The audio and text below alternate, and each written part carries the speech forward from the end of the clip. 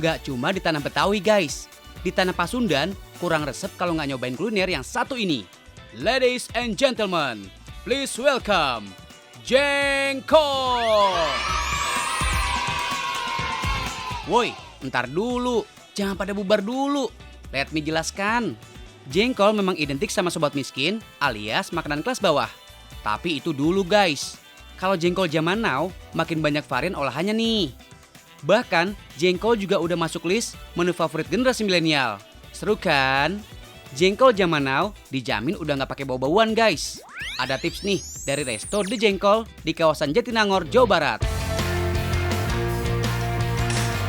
Gimana caranya bikin jengkol supaya nggak bau semerbak? Cukup rebus jengkol-jengkol yang udah tua barengan sama air rebusan bumbu dapur.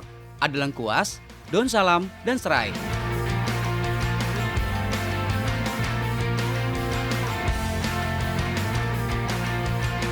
Makanya sengaja banget nih pilih jengkol yang tua biar asam jengkolatnya nggak sebanyak jengkol muda.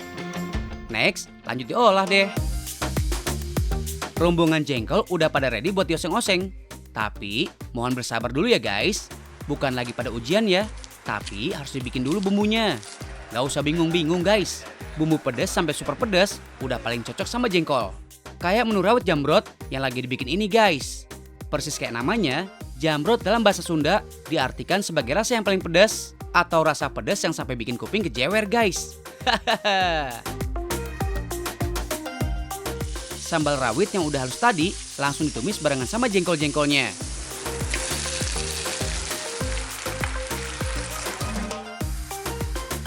Kalau yang tadi sambal merah, yang ijo-ijo juga nggak mau kalah pedes guys.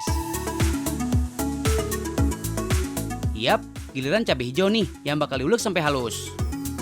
By the way, tahu nggak sih kalau sambal yang diulek dinilai lebih endes dari sambal yang di blender? Karena proses menekan saat ngulek bakal bikin minyak alami dari bahan-bahannya keluar secara paripurna. So, nggak heran sambal bakal lebih enak plus punya aroma yang khas kalau diulek. Kadar vitamin E pada sambal hijau terbilang tinggi nih guys. Cucu abis dia buat kesehatan kulit. Oh my wow, ternyata nggak cuma ada 2 menu jengkol nih.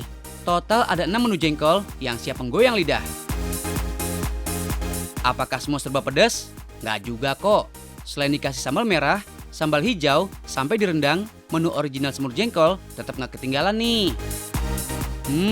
Emang nggak ada yang nandingin nikmatnya jengkol Jepara ini. Selain lebih tebal, jengkol juga terkenal empuk guys. Sejak buka dari 2014 lalu, stok jengkol di kedai ini selalu ready guys.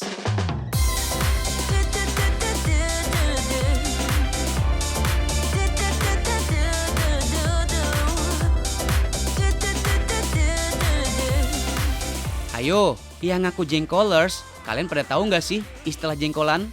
Atau pernah ngalamin jengkolan?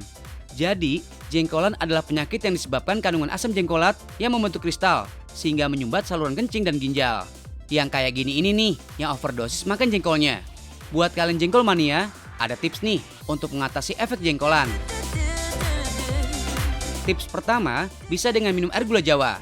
Larutkan gula jawa dalam air putih, lalu minum sesuai kebutuhan.